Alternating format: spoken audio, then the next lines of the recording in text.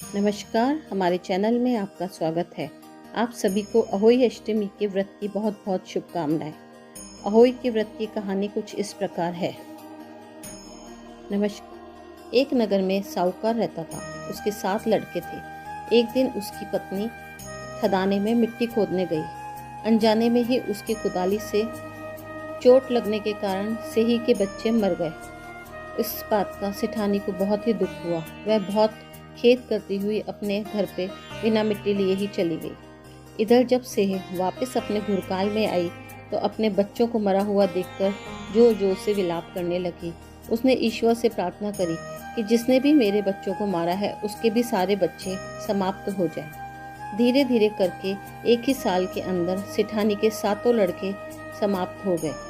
इस प्रकार बच्चों के असमय काल में ही मुंह में जाने पे सेठ सेठानी इतने दुखी हुए कि उन्होंने सोचा कि वो किसी तीर्थ में जाकर प्राण गंवा देंगे। इसके बाद घर छोड़कर पैदल ही तीर्थ की ओर चल दिए और खाने पर कोई भी ध्यान नहीं दिया। जब उनमें शक्ति और साहस नहीं रहा और वह चलते चलते अशक्त हो गए तब वह मूर्छित होकर गिर पड़े। उनकी दशा देखकर भगवान करुणा सागर ने उनको मृत्यु से बचाने के लिए उनकी पापों का अंत किया। इसी अवसर पर एक आकाशवाणी हुई कि हे सेठ, तेरी सेठानी ने मिट्टी खोदते समय ध्यान न देकर सेही के बच्चों को मार दिया था। इस कारण तुम्हें बच्चों का दुख देखना पड़ा।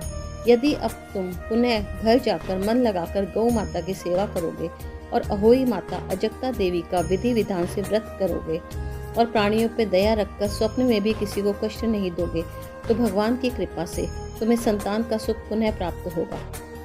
इस प्रकार की आकाशवाणी सुनकर सेठ सेठानी कुछ आशान्वित हो गए और भगवती देवी का स्मरण करते हुए घर को चले गए। इसके बाद श्रद्धा भक्ति से न केवल अहोई माता का व्रत अपितु गाय की भी सेवा करना उन्होंने आरंभ कर दिया तथा जीवों पर दया भाव दिखाते हुए क्रोध और द्वेष का परित्याग किया।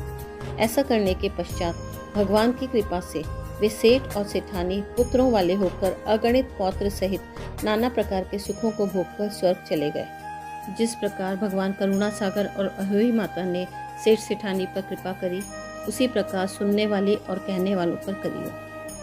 अगर आपको हमारे द्वारा सुनाई गई कथा पसंद आई हो तो हमारे चैनल को लाइक, शेयर एंड सब्सक्राइब करें और बेल आइकन प्रेस करें।